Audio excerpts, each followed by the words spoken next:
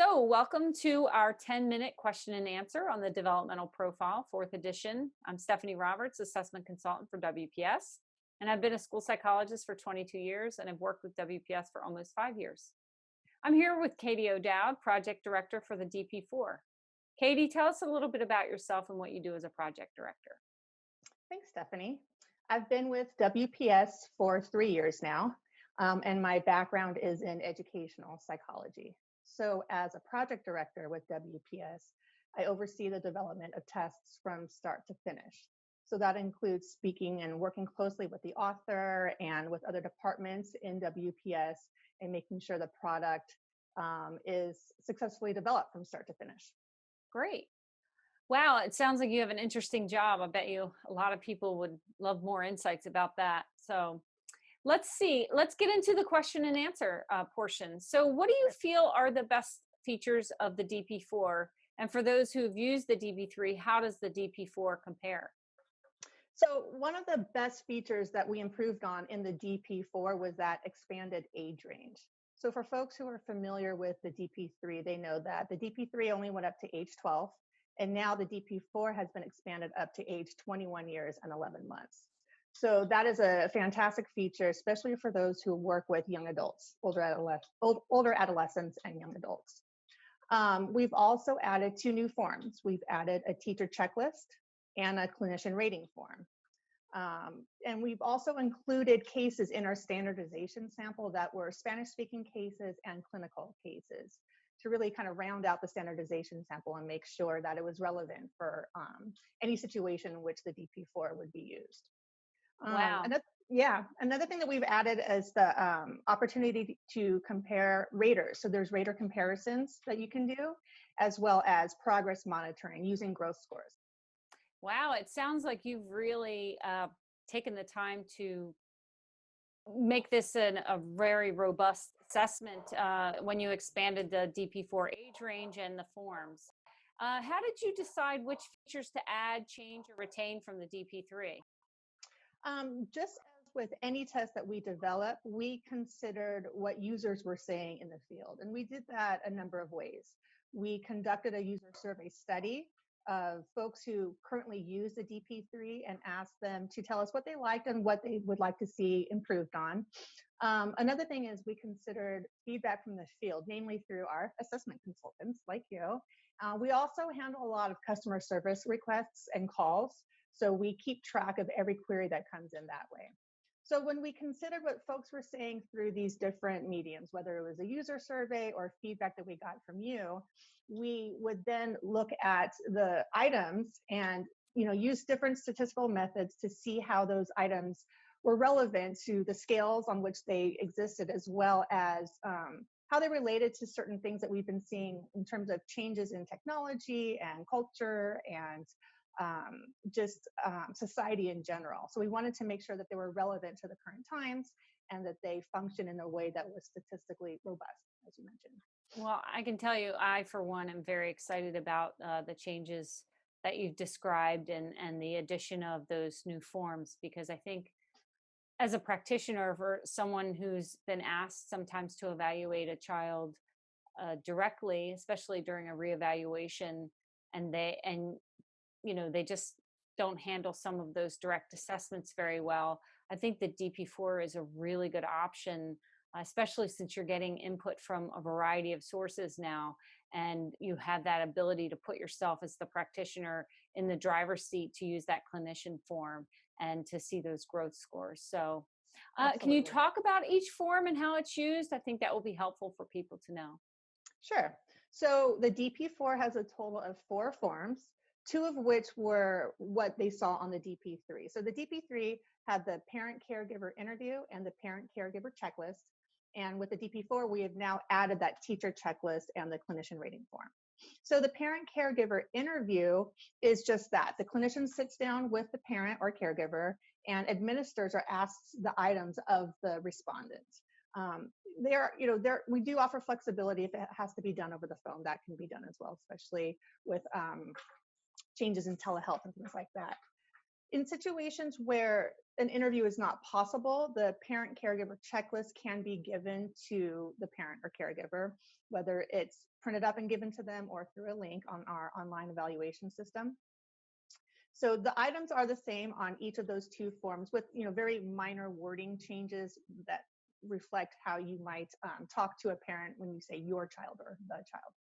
The teacher checklist has the same items for the most part as the parent caregiver interview and checklist, but some of them had to be removed because they weren't relevant to an educational setting. That's the whole point of the teacher checklist, is to get an idea of the developmental progress of the child in an educational setting, right? So that teacher checklist has 180 items as opposed to the 190 items you'll find on the other forms.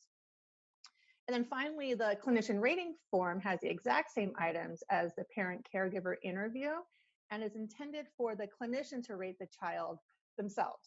So after a time of maybe some observation or interaction with the child, if the clinician deems that it's necessary, and oftentimes they do, to kind of offer their own assessment of the child, they can do so on the clinician rating form. Wow. Sounds pretty comprehensive. I had my mute button on. This happens when you're doing question and answer online. Yep. All right. So you mentioned the WPS online evaluation system. Are all of the forms available on the WPS online evaluation system? And how are those used? Absolutely. They are available online. You can either print them up and you can download them and print them up as a PDF, or you can pull them up and do the assessment as you're sitting there with the parent or caregiver. You can also send a link to the different respondents if you're using the parent caregiver checklist, the teacher checklist, or even if you're doing a clinician rating with another clinician, on your team, you can do that as well. Wow, it sounds like that could save people a lot of time and sometimes money, because sometimes when you give out paper forms, how people have typically used them, sometimes forms get lost or they're filled out incorrectly, and then you have to start all over again. So it sounds like the online evaluation system is a really good option to save time and money. Absolutely. You can track the forms that you send out as well, and all those that you've administered in one place. That's wonderful. But the parent interview, though, is not sent in a link. That is done with the parent, either however you would do it normally on paper. You just don't send a link because it's supposed to be done in an interview, right? That's correct. Yep, you're right. Okay, great. For those folks that love their desktop software and enjoy using it with the paper forms, it sounds like the WPS online evaluation system will be taking the place of desktop software, and you can use it successfully just like you did the desktop software. Absolutely. And it doesn't matter which computer you're at. So all the functionality that you had with the desktop software is available on the OES with the additional nice feature. It doesn't matter which computer you're on. Okay, so multiple users can use it. As opposed to with the desktop software, maybe you all had to go to the same place to get one computer to utilize it. That's right. So it's a lot more flexible. Okay. All right. Absolutely. And then the clinician rating form would also be done just by the clinician or practitioner in the online evaluation system. However, if they want to do it on paper first and then put it in, but the bottom line is everything gets input into the system, and then you get a series of reports. Right. Can you talk a little bit about, I might be jumping ahead, but can you talk a little bit about the reports that are available through the online evaluation system? Sure. So as a clinician, you'll get the clinician report, which includes all the scores, any kind of score comparisons that you want to conduct. There's an item analysis section, which will populate those items that were expected to be passed on the assessment, but weren't, so that you can look to see those gaps in development or the items that should be addressed. And in addition to that, the report offers intervention tips, just like the DP3 did. So based on those items that weren't passed, you can provide intervention activities for whoever wants them, the parent, caregiver, the teacher, the clinician, whoever you want. So that's the clinician report. There's also a report that can be given to the parents, which isn't as comprehensive, but still offers all the things that a parent would need in the report. There is a progress monitoring report, which compares growth scores, which we can talk about in a little bit. There's also a rater comparison report, which is new. So you can conduct comparisons between different raters, either on the same form, which would be like an example, two different parents on a parent, checklist, or different forms. So you can compare what a clinician might say on the clinician rating form compared to a teacher, let's say, or two different teachers, like a special education teacher and a regular education teacher. And finally, the last report that we have, similar to the DP3, is that intervention tips report, where you can choose which items you want to provide intervention activities for.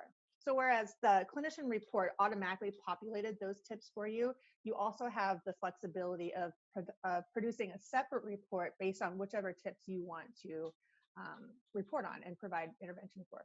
Wow, it sounds like the DP4 online offers a lot of different um, avenues to reporting, and it sounds very comprehensive. You mentioned growth scores, so can you Mhm. tell us how those how practitioners would use those growth scores for progress monitoring? Sure. Without getting too much into the statistics, it's important to know that growth scores operate differently than standard scores. So standard scores are computed based on an age group, right? Your peer age group.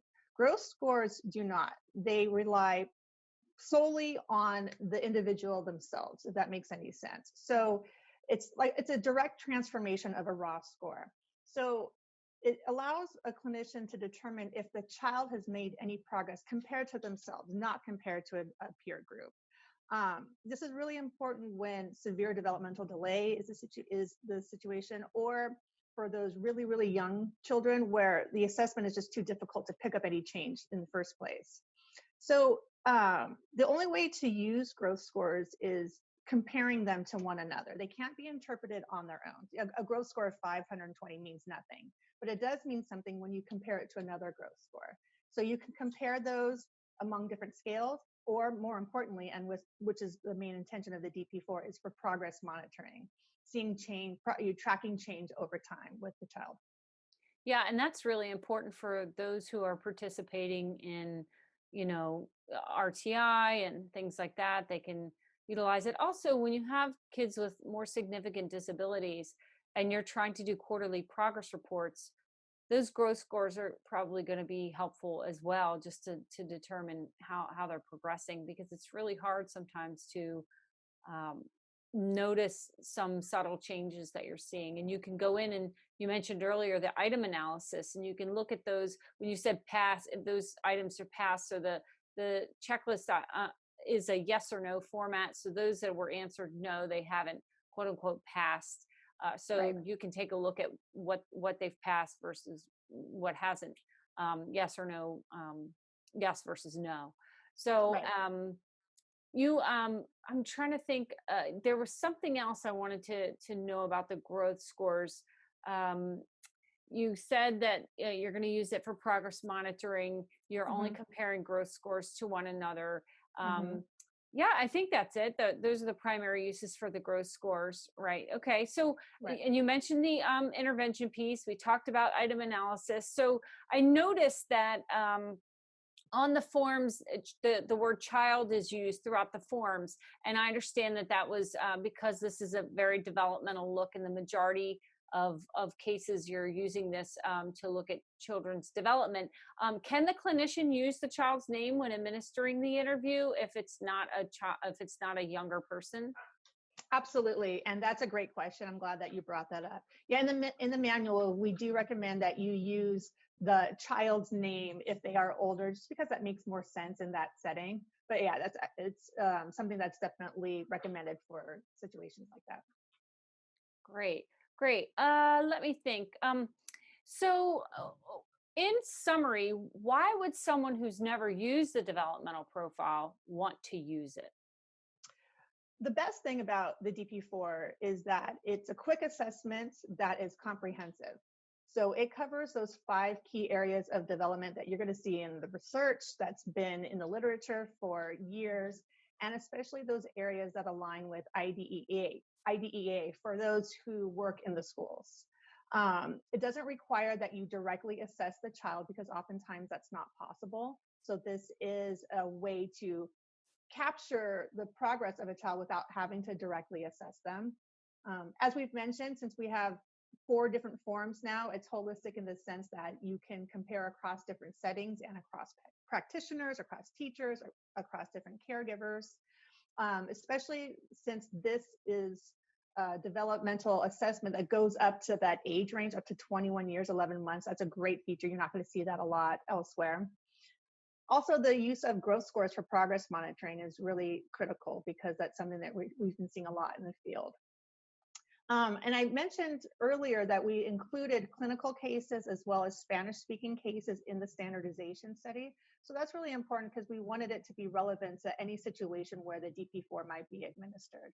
And we ensured that there weren't any significant differences between those Spanish-speaking cases and other English-speaking cases in the sample. Well, I will tell you this. If I was still working in the schools as a school psychologist, I would be very excited about this measure. I know a bunch of practitioners, some of actually who were consulted when you were doing the revision, that are going to be very excited about a lot of the key features you mentioned today. So thank you for taking the time to talk about the DP4 today. Were there any final thoughts you'd like to add? I just wanted to add, it's been great working with you and throughout this whole process. And I think it's really important to note that the author, Gerald Alpern, is so dedicated to this product, and he is beyond the moon excited to see how it's received in the field. So we're all very, very excited. Wonderful. Well, thank you so much for your time. And until next time, I'm sure we'll be doing another video on another product together. So I look forward to it anytime. All right. All right. Thanks. Thanks, Stephanie.